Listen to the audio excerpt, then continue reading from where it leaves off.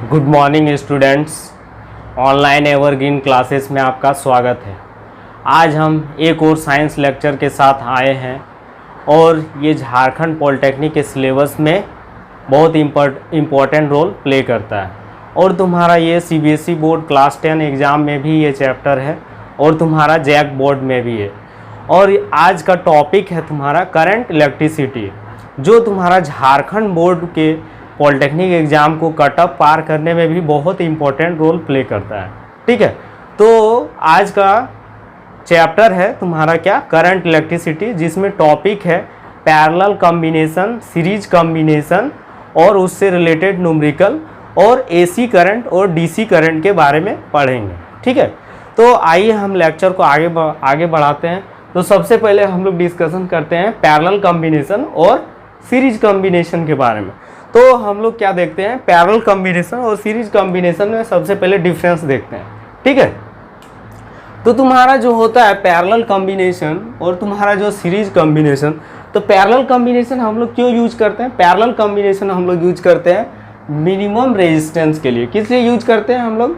जब कभी भी हमको मिनिमम रेजिस्टेंस चाहिए तो हम लोग पैरेलल कॉम्बिनेशन यूज करते हैं। और पैरेलल कॉम्बिनेशन का जनरल इक्वेशन क्या होता है? 1/r equal to 1/r1 plus 1/r2 plus 1/r3 dot dot dot rn तक जाएंगे। ठीक है, तो तुम्हारा जो ये होता है, तुम्हारा क्या होता है, ये तुम्हारा जनरल इक्वेशन होता है।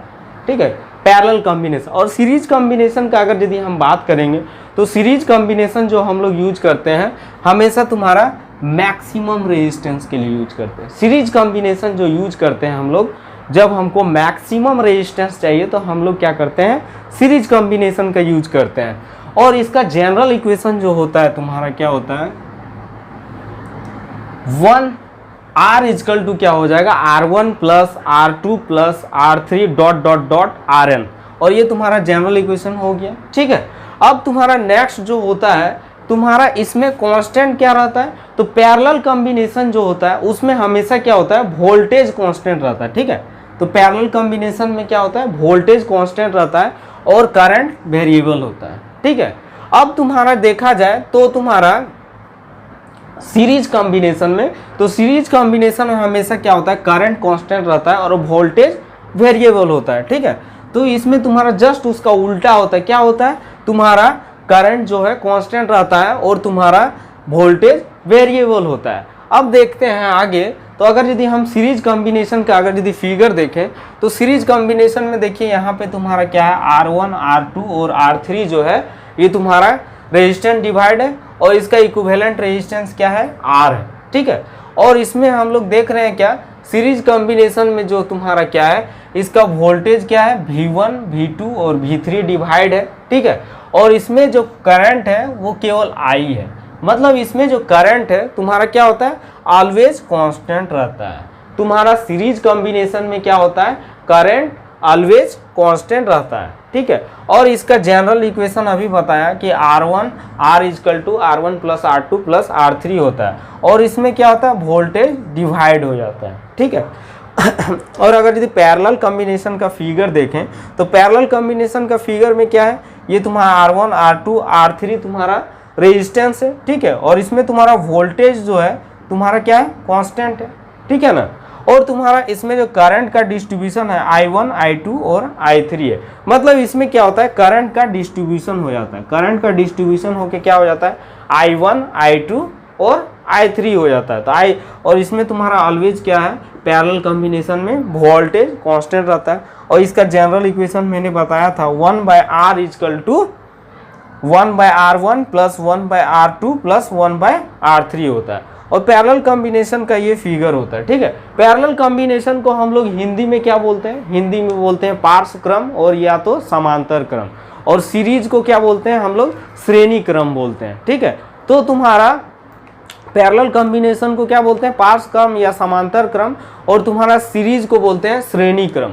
तो तुम्हारा अभी तक हमने देखा कि यहाँ पे तुम्हारा क्या है, तुम्हारा जो होता है पैरेलल कॉम्बिनेशन में क्या होता है, करंट डिवाइड होता है। ठीक है, पैरेलल कॉम्बिनेशन में क्या होता है, करंट डिवाइड होता है। और तुम्हारा क्या होता है, तुम्हारा सीरीज कॉम्बिनेशन में क्या होता है, इसमें वोल्टेज डिवाइड होता है। ठीक है, यहाँ तक मैंने कर लिया है।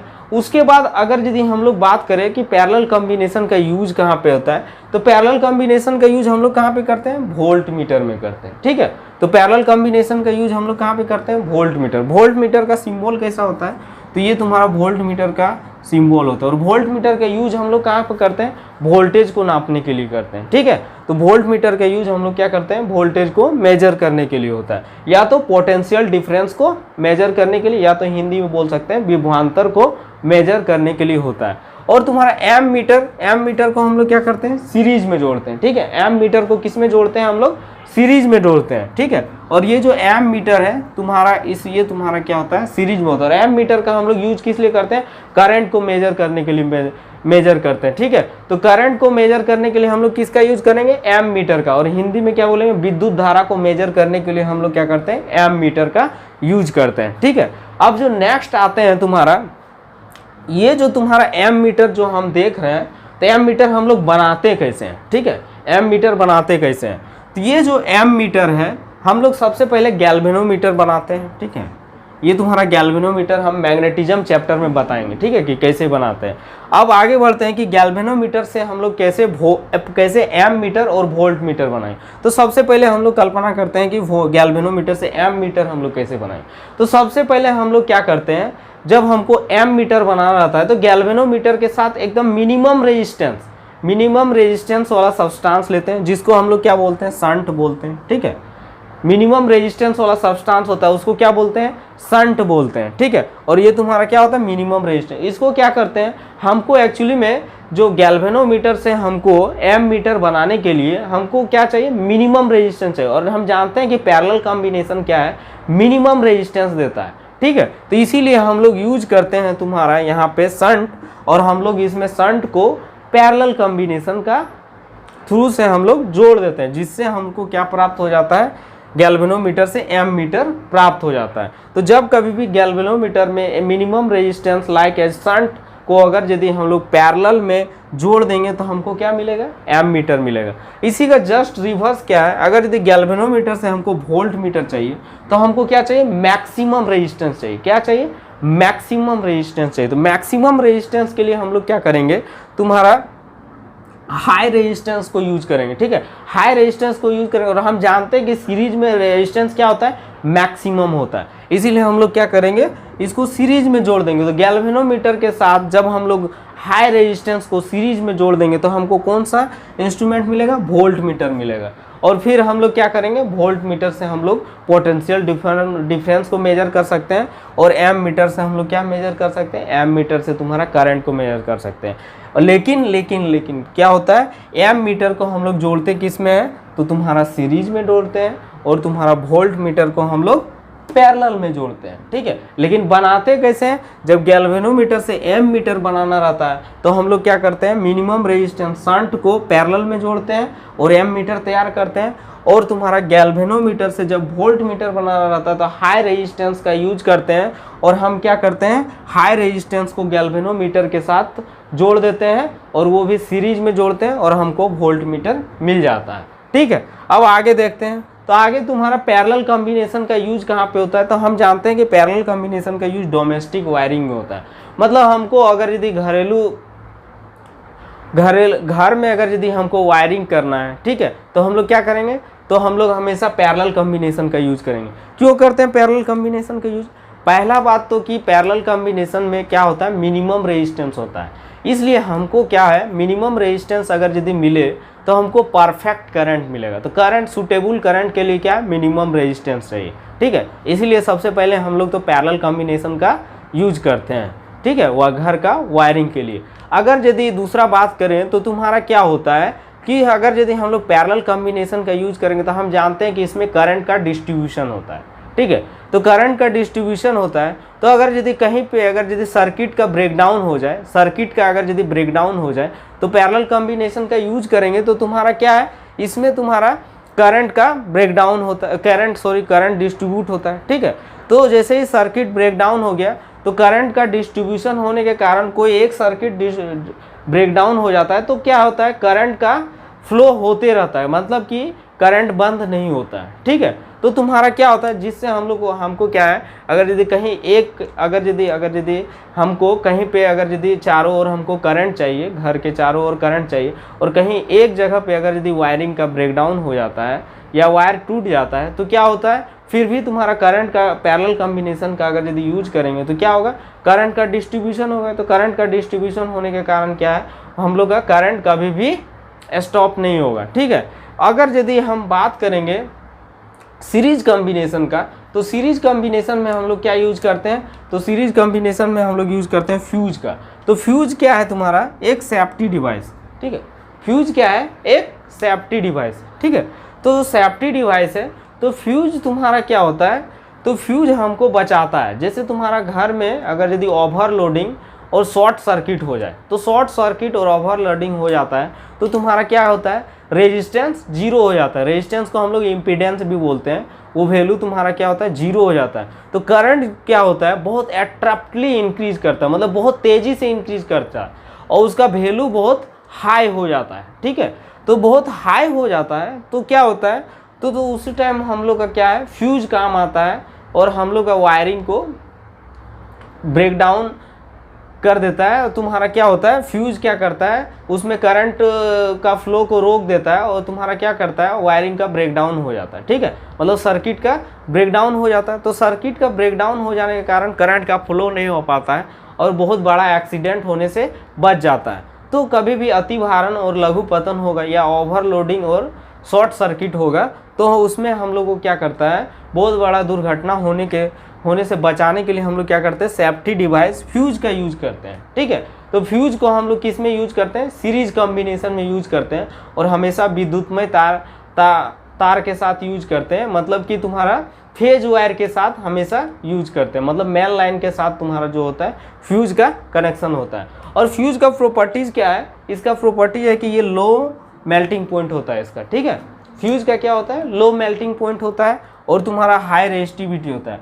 इसी कारण क्या होता है, अगर यदि उसमें करंट बहुत हाई हो जाता है, तो क्या होता है, तुम्हारा फ्यूज का वायर जो है, तुम्हारा हीटिंग इफेक्ट के कारण क्या होता है, वो तुम्हारा गर्म हो जाता है और तुम्हारा हॉट हो जाता है, जिसके कारण तुम्हारा क्या है, वो फ्यूज का मेल्टिंग पॉइंट बहुत लो होता है, और वो तुम्हारा फ्यूज क्या करता है, सर्किट को ब्रेक डाउन कर देता है। ठीक है, तो सर्किट को ब्रेक डाउन कर देता है, तो हम लोग क्या, ओवरलोडिंग और शॉर्ट सर्किट से बच जाते हैं। ठीक है, तो आज हम लोग यहाँ पे पैरेलल कॉम्बिनेशन और सीरीज कॉम्बिनेशन के बारे में पढ़ें, और उसके डिफरेंस के बारे में पढ़ें।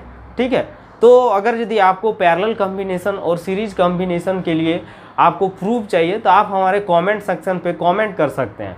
ठीक है, और अगर यदि आपको पैरेलल कॉम्बिनेशन और सीरीज कॉम्बिनेशन, चलिए आगे लेक्चर को बढ़ाते हैं। तो अब हम एसी करंट और डीसी करंट के बारे में पढ़ते हैं।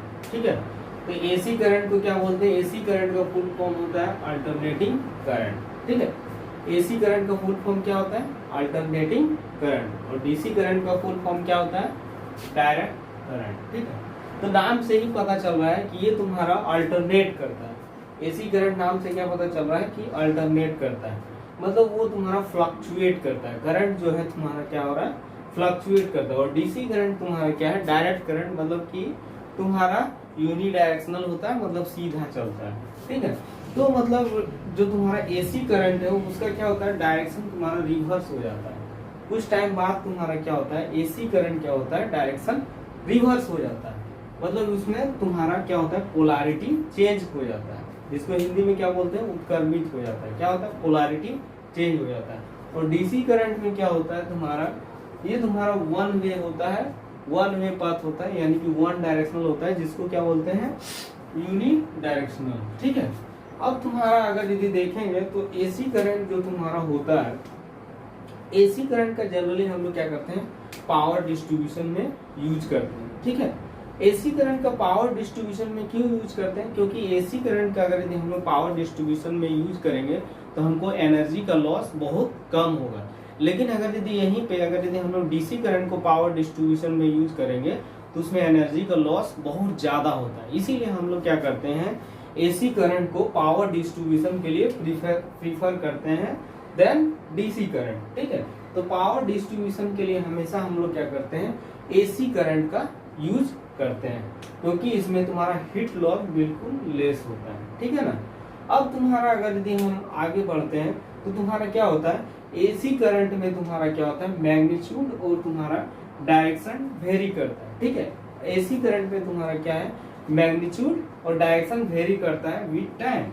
इसमें क्या होता है, मैग्नीट्यूड और डायरेक्शन वेरी करता है विद टाइम, लेकिन इसमें जो होता है डीसी करंट में वो तुम्हारा मैग्नीट्यूड और डायरेक्शन क्या होता है, कांस्टेंट होता है। मैग्नीट्यूड और डायरेक्शन क्या होता है, ऑलवेज कांस्टेंट होता है, मतलब उसका वैल्यू कोई चेंज नहीं होता, वो तुम्हारा एकदम यूनि डायरेक्शन सीधा चलता जाता है। उसका मैग्नीट्यूड एवं डायरेक्शन क्या होता है, चेंज नहीं होता। लेकिन एसी करंट में क्या होता है, मैग्नीट्यूड और डायरेक्शन चेंज होता है। तो एसी करंट में तुम्हारा क्या है, तुम्हारा सबसे पहले तो हम लोग पावर डिस्ट्रीब्यूशन के लिए हम लोग क्या करते हैं, एसी करंट को यूज करते हैं। डीसी करंट को हम लोग पावर डिस्ट्रीब्यूशन में यूज नहीं करते हैं, क्योंकि उसमें तुम्हारा हीट लॉस बहुत ज्यादा होता है। और तुम्हारा एसी डीसी करंट में तुम्हारा क्या होता है, हीट लॉस बहुत ज्यादा होता है, और एसी करंट में हीट लॉस बहुत कम होता है। इसीलिए हम लोग क्या करते हैं, पावर डिस्ट्रीब्यूशन में एसी करंट का यूज करते हैं। अब तुम्हारा बात करेंगे तो एसी करंट का तुम्हारा क्या होता है, तुम्हारा ऑलवेज तुम्हारा फ्रीक्वेंसी क्या होता है, इसमें तुम्हारा 50 हर्ट्ज होता है। क्या होता है, इसका फ्रीक्वेंसी तुम्हारा क्या होता है, 50 हर्ट्ज होता है, ठीक है। और डीसी करंट का फ्रीक्वेंसी हमेशा क्या होता है, वो तुम्हारा 0 हर्ट्ज होता है। क्या होता है, 0 हर्ट्ज होता है। और ये तुम्हारा जो फ्रीक्वेंसी है वो अलग अलग कंट्री के लिए अलग अलग होता है। जैसे हम लोग का इंडिया के लिए फ्रीक्वेंसी होता है 50 हर्ट्ज, और हम लोग अगर यदि बात करेंगे अमेरिका के लिए, तो अमेरिका के लिए एसी करंट का वैल्यू कितना हो जाता है, 60 हर्ट्ज हो जाता है, ठीक है। तो हम लोग जो इंडिया में जो यूज करते हैं, हम लोग जो करंट, उसका फ्रीक्वेंसी क्या होता है, 50 हर्ट्ज होता है। और हम लोग जो दूसरा देश जैसे अमेरिका में सपोज दैट यूज होता है, तो वहाँ पे फ्रीक्वेंसी क्या होता है, 60 हर्ट्ज होता है। अब तुम्हारा जैसे पावर डिस्ट्रीब्यूशन का बात करेंगे तो हम लोग का क्या होता है, पावर डिस्ट्रीब्यूशन में हमेशा क्या होता है, जैसे पावर स्टेशन से करंट को हम लोग एसी करंट को ले आते हैं, ठीक है। हम लोग तो डीसी करंट का यूज नहीं करते हैं। अब वहां से क्या होता है, तुम्हारा पावर डिस्ट्रीब्यूशन, पावर तुम्हारा डिस्ट्रीब्यूट होते हैं, तुम्हारा कहाँ पे आता है, ट्रांसफार्मर में आता है। और ट्रांसफार्मर में आने के बाद तुम्हारा जो है, ट्रांसफार्मर तक 11,000 वोल्ट का करंट पहुंचता है। और उसके बाद हम लोग का तुम्हारा घर में तुम्हारा कितना पहुंचता है, 220 वोल्ट का करंट पहुंचता है, ठीक है। कितना पहुंचता है, 220 वोल्ट का वोल्टेज, उसका कितना रहता है, 220 वोल्टेज रहता है, ठीक है। इसीलिए हम लोग का एग्जाम में पूछ सकता है कि हम लोग का जो घरेलू उपकरण है, हम कितना वोल्टेज करंट पहुंच पाता है। तो वो तुम्हारा कितना होता है, घरेलू में हम लोग यूज करते हैं, वो तुम्हारा क्या होता है, 220 वोल्ट, और तुम्हारा कितना होता है, 50 हर्ट्ज होता है, ठीक है। तो ये कोई एग्जाम के लिए, पॉलिटेक्निक एग्जाम के लिए मोस्ट वीआई है कि तुम्हारा कितना घरेलू घर जब आता है तो तुम्हारा कितना वोल्टेज हो जाता है, तो तुम्हारा 220 वोल्ट हो जाता है, और तुम्हारा फ्रीक्वेंसी क्या हो जाता है, 50 हर्ट्ज होता है, ठीक है। अब तुम्हारा बात करेंगे तो तुम्हारा एसी करंट तुम्हारा जो होता है वो तुम्हारा क्या होता है, डीसी करंट से √2 टाइम्स ज्यादा होता है। तो उसका तुम्हारा एसी करंट जो होता है वो तुम्हारा डीसी करंट से ऑलवेज याद रखना, √2 टाइम्स ज्यादा होता है। और वोल्टेज भी तुम्हारा क्या होगा, √2 टाइम्स ज्यादा होगा। ऑलवेज तुम्हारा क्या होगा, वोल्टेज जो है तुम्हारा √2 टाइम्स ज्यादा होगा। और डीसी करंट का बात करेंगे तो यहाँ पे डीसी करंट जो होता है तुम्हारा √2 टाइम्स लेस होता है एसी करंट से। मतलब डीसी करंट का वैल्यू जो होता है ऑलवेज √2 टाइम्स लेस होता है। लेकिन अगर यदि बात करेंगे तो तुम्हारा क्या होता है, एसी करंट लेस डेंजर होता है, ठीक है। एसी करंट जो होता है तुम्हारा क्या होता है, लेस डेंजर होता है देन डीसी करंट। लेकिन डीसी करंट बहुत डेंजर होता है, जबकि तुम्हारा उसका मैग्नीट्यूड का बात करेंगे तो तुम्हारा एसी करंट का ज्यादा होता है। एसी करंट का √2 टाइम्स ज्यादा होता है वैल्यू, लेकिन फिर भी तुम्हारा क्या होता है, डीसी करंट तुम्हारा ज्यादा डेंजर होता है। क्यों होता है ऐसा, क्योंकि तुम्हारा एसी करंट क्या है, फ्लक्चुएट करता है। इसमें क्या होता है, तुम्हारा पोलैरिटी चेंज करता है। लेकिन तुम्हारा डीसी करंट तुम्हारा क्या है, यूनिडायरेक्शनल करंट होता है। अगर यदि तुम्हारा मान लो कि अगर ये डीसी करंट एक बार अगर यदि पकड़ लिया किसी को तो वो छोड़ता नहीं है, लेकिन तुम्हारा एसी करंट में तुमको क्या करता है, उसमें पोलैरिटी चेंज होता है, ठीक है। जिसके कारण तुम्हारा क्या है, एक मौका मिल जाता है, जिसके कारण क्या होता है, वो करंट हो सकता है कि तुमको छोड़ दे। तो इसीलिए तुम्हारा क्या होता है, लेकिन डीसी करंट अगर यदि एक बार पकड़ ले तो वो किसी को छोड़ नहीं सकता है। इसीलिए तुम्हारा एसी करंट का मैग्नीट्यूड √2 टाइम्स ज्यादा होने के बावजूद भी तुम्हारा क्या होता है, वो तुम्हारा डीसी करंट तुम्हारा ज्यादा डेंजर होता है। क्यों होता है डीसी करंट, क्योंकि वो यूनिडायरेक्शनल करंट होता है, जबकि अल्टरनेटिंग करंट फ्लक्चुएट करता है, ठीक है। अब तुम्हारा बात करेंगे तो तुम्हारा एसी करंट का यूज कहाँ पे होता है? एसी करंट का यूज हम लोग कहाँ पे करते हैं? ट्रांसफार्मर में करते हैं। मेनली जो होता है तुम्हारा एसी करंट का यूज कहाँ पे होता है? ट्रांसफार्मर में होता है। लेकिन तुम्हारा डीसी करंट का यूज कहाँ पे होता है? जैसे इलेक्ट्रो प्लांटिंग होती है, ठीक है, डीसी करंट का यूज इलेक्ट्रो प्लांटिंग हो गया। और तुम्हारा क्या हो गया? आर्क वेल्डिंग, वेल्डिंग जो हम लोग करते हैं उसमें कैसा, तो हम लोग डीसी करंट का यूज करते हैं। और तुम्हारा चार्जिंग, जो बैटरी चार्जिंग हम लोग करते हैं उसमें क्या है, उसमें भी हम लोग क्या करते हैं? डीसी करंट का यूज करते हैं। जैसे तुम्हारा जितना भी इफेक्ट है, हीटिंग इफेक्ट, उसके बाद तुम्हारा मैग्नेटिक इफेक्ट, उसके बाद केमिकल इफेक्ट, ये तीनों जो इफेक्ट होता है, ये सारा इफेक्ट जो है, ये सारा लॉ तुम्हारा किस पे बेस है? तो ये तुम्हारा डीसी करंट पे बेस है, ठीक है, वो एसी करंट पे बेस नहीं होता है। अब तुम्हारा अगर यदि बात करेंगे तो तुम्हारा देखो एसी करंट में हम लोग क्या बोलते हैं? रेजिस्टेंस को इम्पीडेंस बोलते हैं। क्या बोलते हैं? रेजिस्टेंस को इम्पीडेंस बोलते हैं। लेकिन तुम्हारा डीसी करंट में हम लोग रेजिस्टेंस को रेजिस्टेंस बोलते हैं। और तुम्हारा जो इसका पावर फैक्टर है, इसका पावर फैक्टर होता है तुम्हारा cos फाइव जिसको बोलते हैं। ये तुम्हारा क्या होता है? पावर फैक्टर 0 to 1 होता है, ठीक है, क्या होता है? 0 to 1 होता है। और तुम्हारा इसका पावर फैक्टर ऑलवेज क्या होता है? डीसी करंट में ऑलवेज तुम्हारा पावर फैक्टर मतलब कि cos फाइव ऑलवेज क्या होता है? 1 होता है, ठीक है। अब तुम्हारा अगर यदि हम आगे बात करेंगे तो अभी तक हमने क्या पढ़ा? डीसी करंट और एसी करंट में डिफरेंस के बारे में पढ़ा। तो डीसी करंट और डीसी करंट तुम्हारा क्या होता है? डायरेक्ट करंट होता है। और एसी करंट तुम्हारा क्या होता है? अल्टरनेटिंग करंट होता है। और डीसी करंट में हम लोग क्या देखते हैं कि तुम्हारा करंट जो है तुम्हारा फ्लक्चुएट नहीं करता है, लेकिन एसी करंट में तुम्हारा क्या है? फ्लक्चुएट करता है। इसीलिए तुम्हारा क्या होता है? तुम्हारा डीसी करंट ज्यादा डेंजर होता है एसी करंट से, जबकि उसका मैग्नीट्यूड जो होता है एसी करंट का √2 टाइम्स ज्यादा होता है डीसी करंट से। अब तुम्हारा बात करेंगे तो डीसी करंट में क्या होता है? मैग्नीट्यूड और डायरेक्शन तुम्हारा चेंज नहीं होता, लेकिन एसी करंट में क्या होता है? तुम्हारा मैग्नीट्यूड और डायरेक्शन चेंज होता है। और तुम्हारा मेनली अगर देखा जाए तो सबसे इंपॉर्टेंट पार्ट क्या है कि तुम्हारा फ्रीक्वेंसी, जो एग्जाम में अक्सर पूछता है। तो तुम्हारा एसी करंट का फ्रीक्वेंसी कितना होता है? 50 हर्ट्ज होता है, जो इंडिया में यूज होता है। दूसरा कंट्री में क्या होता है? 60 हर्ट्ज होता है। और हम लोग कितना वोल्ट यूज करते हैं? तो 220 वोल्ट हम लोग अपना घर में यूज करते हैं। और जबकि डीसी करंट का फ्रीक्वेंसी क्या होता है? डीसी करंट का फ्रीक्वेंसी 0 हर्ट्ज होता है, ठीक है। अब तुम्हारा आगे बात करेंगे तो तुम्हारा क्या होता है? डीसी करंट का यूज हम लोग पावर ट्रांसमिशन में नहीं करते हैं, लेकिन एसी करंट का यूज हम लोग क्या करते हैं? पावर ट्रांसमिशन में यूज करते हैं। क्योंकि एसी करंट तुम्हारा जो होता है उसमें हीट लॉस बहुत कम होता है, और तुम्हारा डीसी करंट में हीट लॉस बहुत ज्यादा होता है। इसीलिए हम लोग क्या करते हैं? एसी करंट को प्रीफर करते हैं। और तुम्हारा जो यूज है वो तुम्हारा एसी करंट का सबसे ज्यादा यूज कहाँ पे होता है? ट्रांसफार्मर में होता है। जबकि डीसी करंट का यूज कहाँ पे होता है? हीटिंग इफेक्ट, केमिकल इफेक्ट और तुम्हारा मैग्नेटिक इफेक्ट, ये तीनों इफेक्ट में हम लोग कहाँ पे? डीसी करंट का यूज करते हैं। और इसका यूज कहाँ पे होता है? जैसा कि चार्जिंग हम लोग करते हैं, इलेक्ट्रो प्लांटिंग करते हैं, गैल्वेनाइजेशन करते हैं, ये सब में क्या होता है? डीसी करंट का यूज होता है, ठीक है। अब आगे बढ़ते हैं तो तुम्हारा अगर यदि बात करेंगे तो तुम्हारा देखो सर्किट 3 टाइप का होता है। एक तुम्हारा होता है रेजिस्टेंस सर्किट, एक तुम्हारा इंडक्टिव सर्किट, एक तुम्हारा होता है तुम्हारा कैपेसिटिव सर्किट, ठीक है। तो तुम्हारा ये 3 सर्किट होता है। तो जिसमें हम लोग क्या करते हैं? तुम्हारा जो इंडक्टिव सर्किट, जिसको इंडक्टर बोलते हैं, तो इंडक्टर क्या करता है?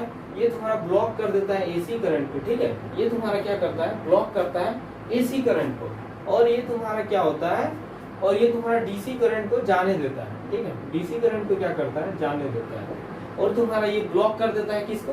तो इंडक्टर ब्लॉक करता है एसी करंट को, और ये तुम्हारा डीसी को जाने देता है, ठीक है। अब तुम्हारा बात करेंगे तुम्हारा, तो इंडक्टर तुम्हारा ब्लॉक करता है किसको? एसी करंट को, और डीसी को जाने देता है। अब तुम्हारा अगर यदि इसको डिनोट करते हैं तो जिस तरह हम लोग रेजिस्टेंस को आर से डिनोट करते हैं, उसी तरह इसको हम लोग इंडक्टर को एक्सएल से डिनोट करते हैं। उसका फॉर्मूला क्या होता है? X L equal to omega L. X L equal to क्या होता है? ओमेगा एल होता है, ठीक है। अब अगर यदि हम लोग कैपेसिटिव सर्किट का बात करेंगे, जिसमें हम लोग यूज किसका करते हैं? कैपेसिटर का यूज करते हैं, ठीक है। तो ये तुम्हारा क्या करता है? ब्लॉक करता है डीसी करंट को, मतलब ये तुम्हारा डीसी करंट को बिल्कुल तरह से ब्लॉक कर देता है, ठीक है। लेकिन जाने किसको देता है? तो जाने देता है ये तुम्हारा एसी करंट को जाने देता है, ठीक है। एसी करंट को क्या करता है? जाने देता है, ठीक है।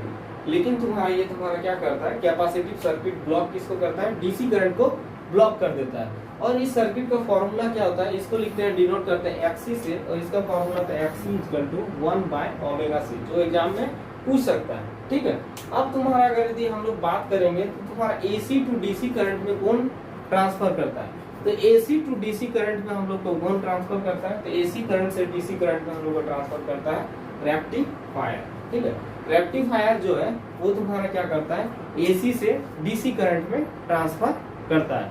और अगर यदि उसका उल्टा देखेंगे कि तुम्हारा डीसी करंट से एसी करंट में कौन ट्रांसफर करता है, तो उसका आंसर होगा क्या, इन्वर्टर। क्या आंसर होगा, उसका आंसर होगा इन्वर्टर। और या तो उसको क्या बोलते हैं, ऑसिलेटर। ठीक है, ऑसिलेटर क्या करता है, डीसी को एसी में कन्वर्ट करता है। और तुम्हारा रेक्टिफायर जो है, रेक्टिफायर क्या करता है, रेक्टिफायर तुम्हारा एसी को डीसी में कन्वर्ट करता है। ठीक है, एसी को डीसी में कौन कन्वर्ट करता है, तो रेक्टिफायर। और तुम्हारा इन्वर्टर जो क्या है, वो तुम्हारा डीसी से एसी में कन्वर्ट होता है। ठीक है, चलिए रेजिस्टेंस से रिलेटेड न्यूमेरिकल को आगे बढ़ाते हैं। ठीक है, तो रेजिस्टेंस से रिलेटेड आज हम लोग न्यूमेरिकल करेंगे। ठीक है, तो एक सर्किट लेते हैं, सबसे पहले आपका पैरेलल सर्किट। तो पैरेलल सर्किट में तुम्हारा दिया हुआ है 9 ओम, और ये तुम्हारा 6 ओम और 3 ओम। ठीक है, तो इसका अगर यदि हम लोग प्रतिरोध निकालेंगे तो हम लोग सबसे पहले क्या करते हैं, इसका जनरल मेथड से प्रतिरोध निकालते हैं। तो हम देखते हैं क्या है कि जनरल मेथड में तुम्हारा क्या सूत्र होता है, तो पैरेलल कॉम्बिनेशन में हम जो जनरल फार्मूला क्या जानते हैं, 1/R इक्वल टू क्या होता है, 1/R1 plus 1/R2 plus 1/R3। ठीक है, तो ये होता है। अब तुम्हारा इसमें प्रतिरोध क्या दिया हुआ है, 1/9 प्लस क्या हो जाएगा, 1/6 हो जाएगा प्लस 1/3 हो जाएगा। ठीक है, ये हो जाएगा।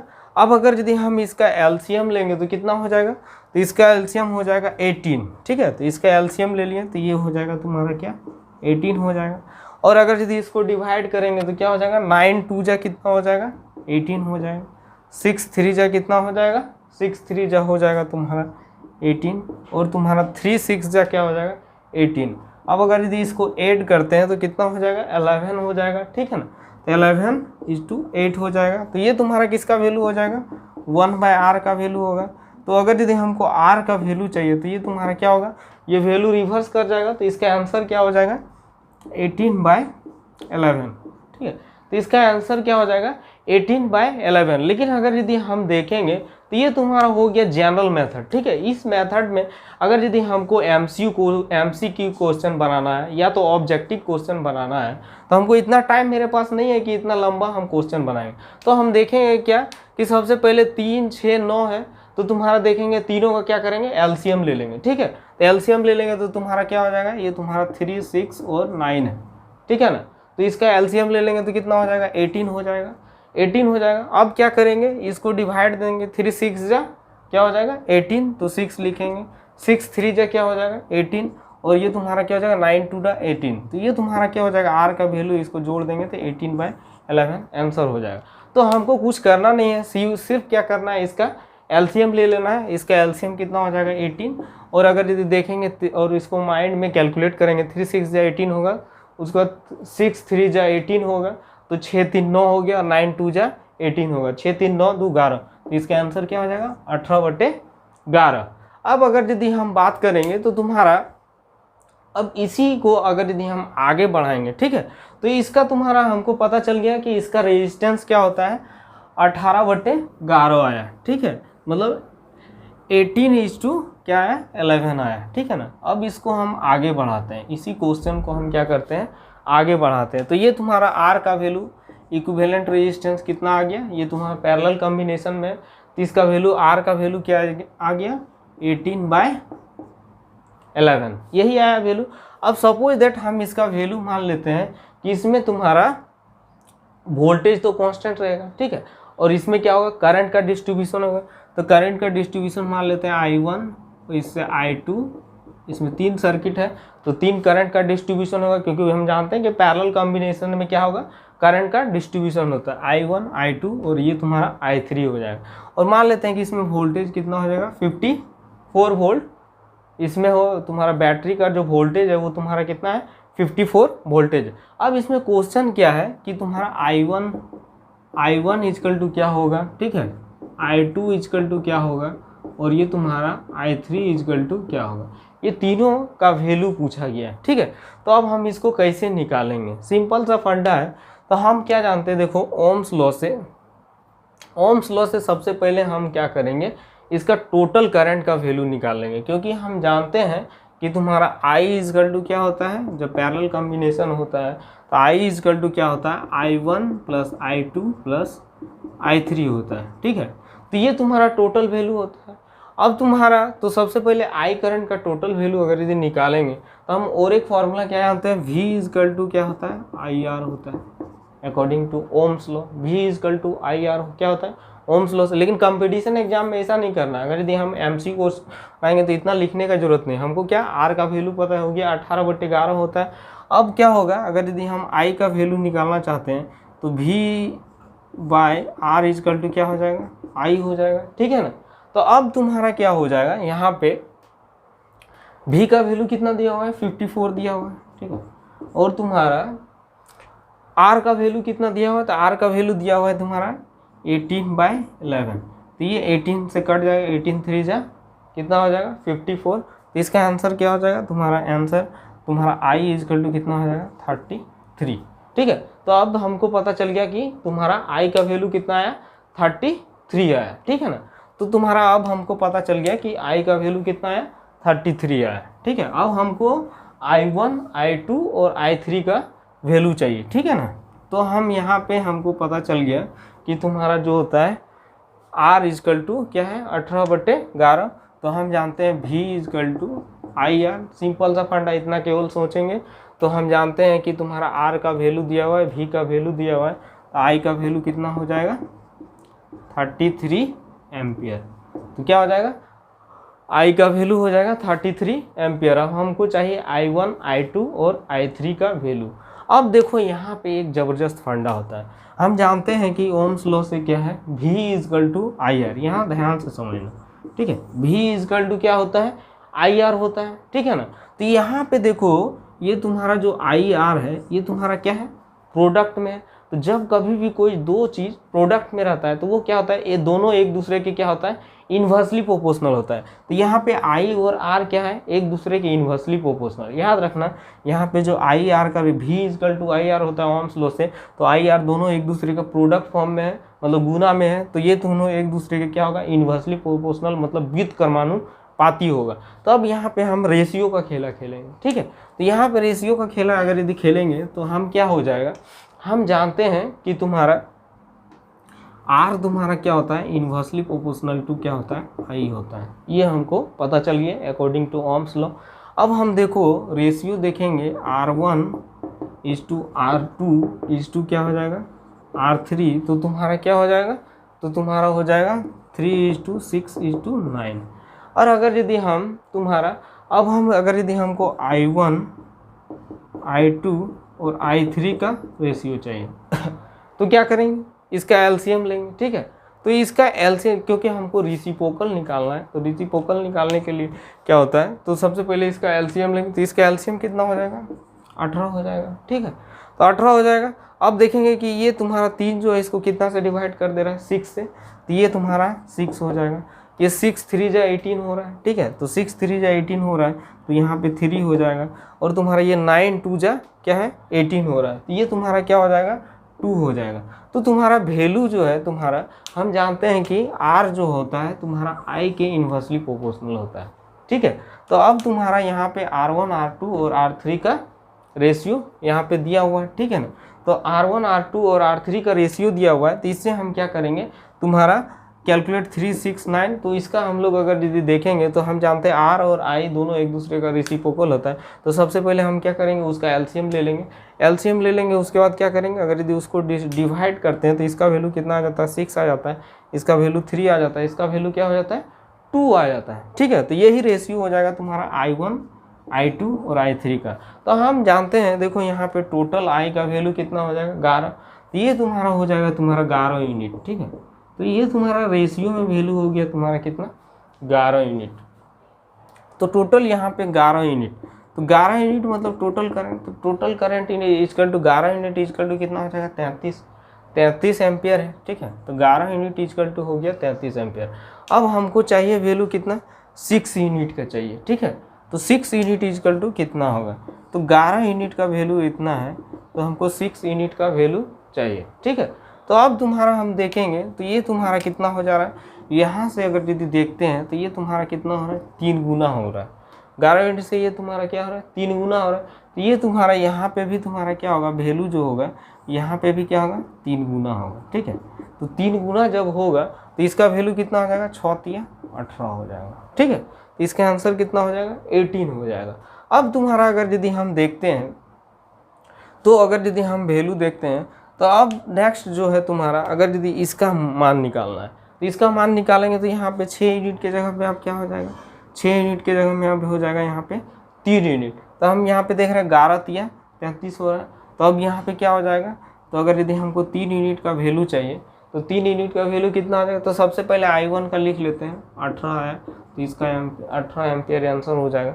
अब I2 का इसका 3 यूनिट, तो 11 तिया 33 होगा, तो 3 तिया या 3 यूनिट, अब यहाँ से 3 से गुना होगा तो 3 तिया कितना हो जाएगा, तो 3 तिया 9 एम्पियर हो जाएगा। तो इसका आंसर I2 का कितना हो जाएगा, 9 एम्पियर हो जाएगा, ठीक है। अब तुम्हारा अब हमको चाहिए, ये तुम्हारा कितना है, 2 यूनिट है, ठीक है। तो ये 2 यूनिट है, तब हमको 2 यूनिट का वैल्यू चाहिए। तो 2 यूनिट का वैल्यू चाहिए तो फिर यहाँ पे हम क्या लिखेंगे, 2 यूनिट लिखेंगे, ठीक है ना।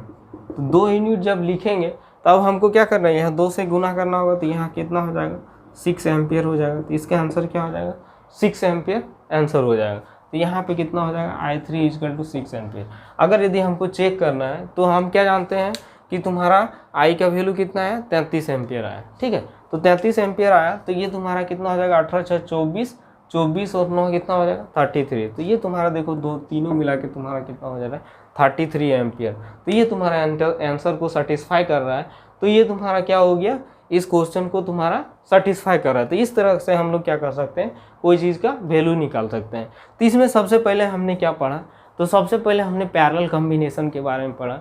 तो पैरेलल कॉम्बिनेशन के बारे में पढ़ा, तो इसमें हम लोग क्या किए, तो हम लोग सबसे पहले क्या किए, जनरल मेथड से न्यूमेरिकल बनाए। तो जनरल मेथड में थोड़ा सा टाइम लगा, तो हम लोग इजी वे में अगर यदि देखें तो इजी वे में कैसे निकालें, तो ये तुम्हारा 3 6 और 9 है, ये तुम्हारा 3 रेजिस्टेंस है। तो सबसे पहले उसका एलसीएम लिए तो वो 18 हो गया। अब उसको डिवाइड करते हैं, तो डिवाइड करते हैं तो वो वैल्यू तुम्हारा हो जाता है तुम्हारा क्या, तो अगर ये 3 को डिवाइड करेंगे 18 से तो 6 हो जाएगा। अब तुम्हारा 6 को अगर ये डिवाइड करेंगे 18 को तो तुम्हारा कितना हो जाएगा, तो तुम्हारा 3 हो जाएगा। और तुम्हारा 9 को डिवाइड करेंगे 18 से 2 हो जाएगा, 6 3 9 और 2 11 हो जाएगा। तो इसका आंसर कितना हो गया, 18/11 हो गया। तो ये तुम्हारा जो डिवाइड पोर्शन आया 6 + 3 + 2, ये तुम्हारा कितना हो गया, 11 हो गया।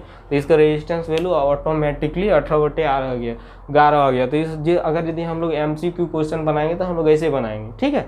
अब अगर यदि हम लोग क्या किए, उसके बाद ओम्स लॉ लगाएं, V = IR, तो उससे हम लोग क्या किए, टोटल करंट निकालें, उसका वैल्यू दे दिया कितना, 54 वोल्ट है।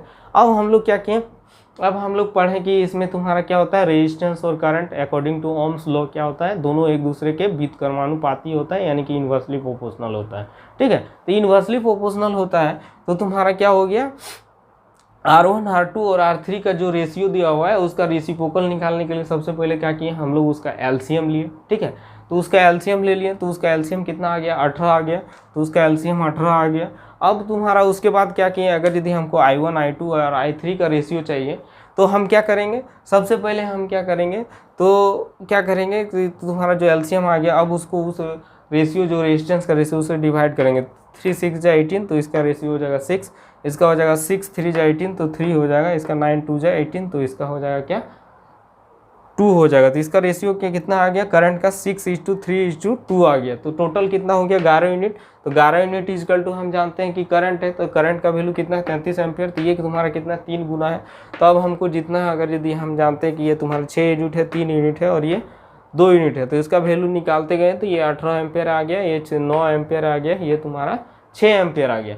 अब आइए देखते हैं, अगर नेक्स्ट क्वेश्चन में हम आते हैं, जब पैरेलल कॉम्बिनेशन का बात होगा तो ये तो तुम्हारा पैरेलल कॉम्बिनेशन में हो गया। अगर यदि हम सीरीज कॉम्बिनेशन का बात करेंगे तो तुम्हारा R इक्वल टू कितना हो जाएगा, तो R इक्वल टू तुम्हारा क्या हो जाएगा, सिंपल सीरीज कॉम्बिनेशन में अगर जोड़ देंगे तो 3 6 और 9 तुम्हारा कितना हो जाएगा, 11 ओम हो जाएगा इसका आंसर। तो इसका आर निकालना कोई बड़ा बात नहीं है, तो इसका आर में हम लोग सीरीज कॉम्बिनेशन में बहुत इजी वे में निकाल सकते हैं। और ये तुम्हारा क्या होता है, मैक्सिमम रेजिस्टेंस होता है। तो यहाँ पे अगर यदि हम बात करेंगे तो यहाँ पे करंट क्या होता है, कांस्टेंट होता है, करंट तुम्हारा कांस्टेंट होता है। और तुम्हारा वेरिएबल कौन होता है, वोल्टेज होता है। तो वोल्टेज तुम्हारा इसमें जो निकालने के लिए देगा तो ये तुम्हारा V1 इजकल टू वाट हो जाएगा, V2 इजकल टू वाट हो जाएगा और V3 इजकल टू वाट हो जाएगा। ठीक है, तो इसका वैल्यू निकालना है। और इसका तुम्हारा करंट का वैल्यू I इजकल टू दे दिया है, मान लेते हैं 6 एम्पियर। ठीक है, I इजकल टू क्या दे दिया है, 6 एम्पियर करंट दे दिया है। अब हम देखो I इजकल टू 6 एम्पियर दे दिया है और इसका R आ गया, तो हम ये तुम्हारा I इजकल टू कितना हो गया, 6 एम्पियर हो गया। तो हम जानते हैं ओम्स लॉ से अकॉर्डिंग टू क्या होता है, V इजकल टू IR होता है, V इजकल टू IR होता है। तो क्या हो जाएगा, ये तुम्हारा 11 हो जाएगा और ये तुम्हारा 6 हो जाएगा। तो कितना आ जाएगा, और सॉरी यहाँ पे 11 नहीं होगा, इसका वैल्यू अगर यदि अच्छा से थोड़ा कैलकुलेशन मिस्टेक हो गया है। ठीक है, तो अगर यदि हम रेजिस्टेंस निकालेंगे तो ये 3 एम्पियर है। ठीक है, और ये तुम्हारा 6 एम्पियर है और ये तुम्हारा कितना है, 9 एम्पियर है। तो 6 3 9 और 9 कितना हो जाएगा,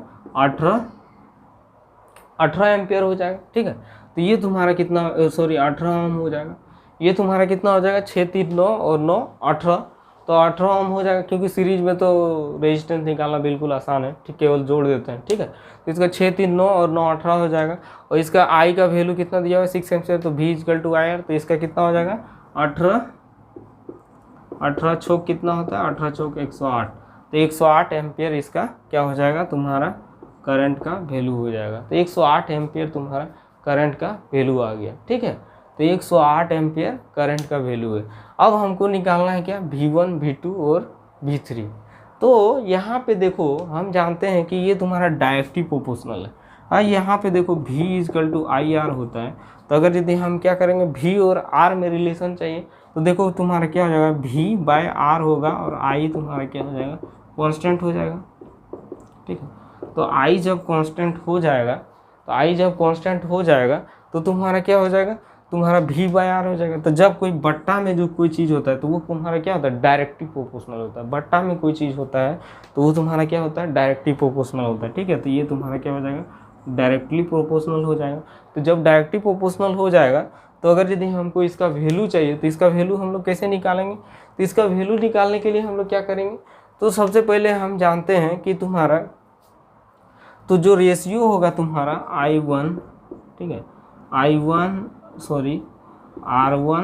is to R2 is to R3। ये तुम्हारा रेशियो कितना दिया हुआ है, 3 6 और 9 दिया हुआ है। तो ये तुम्हारा कितना हो जाएगा, 3 6 और 9 हो जाएगा, R1 इज टू R3। अब तुम्हारा हम जानते हैं डायरेक्टली प्रोपोर्शनल होता है, तो तुम्हारा क्या हो जाएगा, यही V1 is to V2 is to क्या हो जाएगा, V3। इसका भी रेशियो क्या हो जाएगा, तो इसका भी रेशियो हो जाएगा 3 6 और 9। ठीक है, तो ये रेशियो तुम्हारा क्या हो जाएगा, 3 6 9 ही होगा।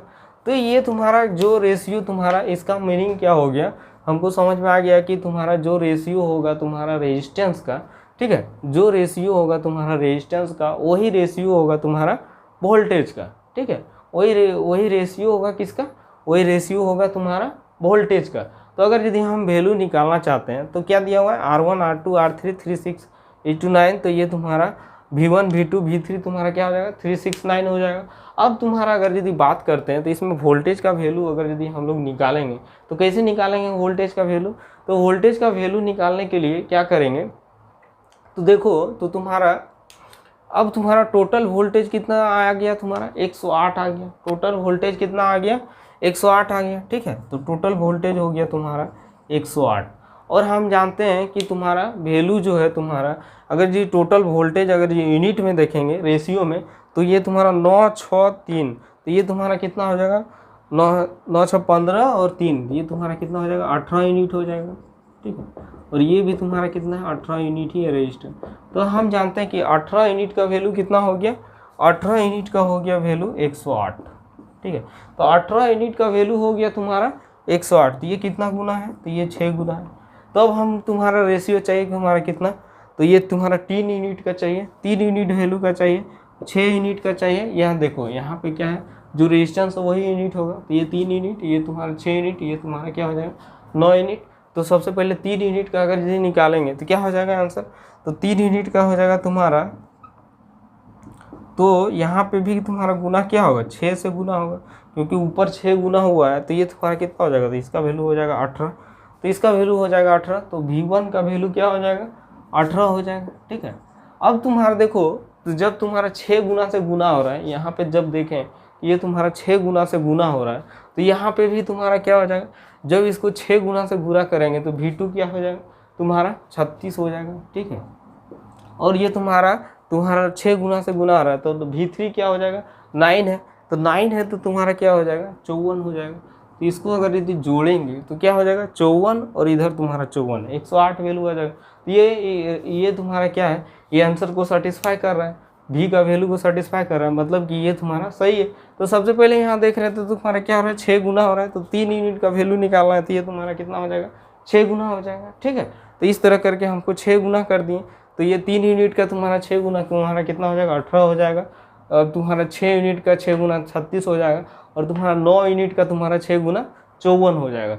इस तरह से ये तुम्हारा क्वेश्चन तुम्हारा जब तुम्हारा सीरीज कॉम्बिनेशन में रहता है, तो हम जानते हैं कि तो V1, V2 और V3 का अगर यदि वैल्यू निकालना है तो उसका रेशियो जो होता है R1, R2 और R3 के बराबर होता है। तो उसमें हमको कोई दिक्कत नहीं, जो रेशियो हो उसी को R1, R2 और R3 मान लेंगे, और सिंपल सा फंडा है, तो उसका केवल टोटल भी निकाल देंगे और उसको रेशियो में कन्वर्ट कर देंगे, तो वो आंसर आ जाएगा। तो उसके लिए हमको कोई टेंशन लेने का ज़रूरत नहीं है। ठीक है, तो इस तरह से हम लोग रेशियो मेथड से हम लोग पैरेलल कॉम्बिनेशन और सीरीज कॉम्बिनेशन का, सबसे पहले पैरेलल कॉम्बिनेशन का I1, I2 और I3 निकालें, और तुम्हारा सीरीज कॉम्बिनेशन में V1, V2 और V3 निकालें, क्योंकि तुम्हारा सीरीज कॉम्बिनेशन में क्या होता है, वोल्टेज डिवाइड होता है, और तुम्हारा पैरेलल कॉम्बिनेशन में क्या होता है, पैरेलल कॉम्बिनेशन में करंट डिवाइड होता है। आइए देखते हैं और एक क्वेश्चन, तुम्हारा ट्रायंगल में अगर यदि उसका इक्विवेलेंट रेजिस्टेंस निकालना रहे तो हम लोग कैसे निकालेंगे। ठीक है, तो ये तुम्हारा ट्रायंगल हो गया, ठीक है ना। तो अब ये तुम्हारा ट्रायंगल हो गया, तो ये तुम्हारा यहाँ से कुछ करंट पास हो रहा है, ठीक है ना। तो ये तुम्हारा करंट पास हो रहा है, तो इसको दिखाना जरूरी नहीं था। ठीक है, तो ये तुम्हारा करंट पास हो रहा है, तो यहाँ पे देखो ये जो करंट डिस्ट्रीब्यूशन है ये तुम्हारा I हो रहा है, इसको ध्यान से समझना। ये जो यहाँ पे है, यहाँ पे करंट डिस्ट्रीब्यूशन क्या हो रहा है, I1 और I2 हो रहा है। ठीक है, लेकिन अब यहाँ पे चलते जा रहा है करंट, चलते जा रहा है, तो ये तुम्हारा यहाँ पे भी I2 हो रहा है, फिर यहाँ पे करंट क्या है, मिल के फिर यहाँ पे I हो जा रहा है, क्योंकि इधर से ये तुम्हारा I1 चल रहा है और ये तुम्हारा I2 चल के दोनों मिल के तुम्हारा क्या हो जा रहा है, I हो जा रहा है। तो इस जगह पे तुम्हारा क्या हो रहा है, करंट का डिस्ट्रीब्यूशन हो रहा है। तो जहाँ करंट का डिस्ट्रीब्यूशन होता है वो तुम्हारा क्या होता है, हम बताए थे, जहाँ करंट का डिस्ट्रीब्यूशन होता है वो तुम्हारा क्या होता है, पैरेलल कॉम्बिनेशन होता है, और जहाँ करंट का डिस्ट्रीब्यूशन नहीं होगा वो तुम्हारा क्या होगा, सीरीज कॉम्बिनेशन होगा। तो ये तुम्हारा जो एक शिखर कोना दिख रहा है, ये जो यहाँ पे कुछ नहीं बट रहा है, तो ये तुम्हारा ये यहाँ से यहाँ तक जो हो गया, ये दोनों सर्किट तुम्हारा क्या हो गया, ये सर्किट और ये सर्किट दोनों क्या हो गया, ये दोनों तुम्हारा सीरीज कॉम्बिनेशन हो गया। ठीक है, और तुम्हारा तो सबसे पहले हम लोग क्या करेंगे, सीरीज कॉम्बिनेशन का बात कर लेंगे। तो इसका वैल्यू कितना दिया हुआ है, ये 4 ओम दिया हुआ है, ये 4 ओम, तो ये तुम्हारा कितना हो जाएगा, 8 ओम हो जाएगा। ठीक है ना। अब तुम्हारा उसके साथ अब तुम्हारा अगर इस सीरीज के साथ बात करेंगे तो तुम्हारा क्या हो जाएगा, मान लेते हैं नाम दे देते हैं। ठीक है, तो ये तुम्हारा A, B और ये तुम्हारा C, तो तुम्हारा AB और BC में क्या हो जाएगा, AB और BC तुम्हारा क्या हो जाएगा, AB BC तुम्हारा क्या हो जाएगा, सीरीज कॉम्बिनेशन होगा। तो सीरीज कॉम्बिनेशन AB और BC होगा, तो सबसे पहले 4 ओम और ये तुम्हारा 4 ओम, तो ये तुम्हारा 8 ओम दे देगा। अब तुम्हारा ये पूरा ख़त्म हो जाने के बाद ये तुम्हारा क्या होगा, चिपक जाएगा, ये तुम्हारा जो है ये चिपक जाएगा। तो अब ये तुम्हारा एक ही सर्किट रह जाएगा।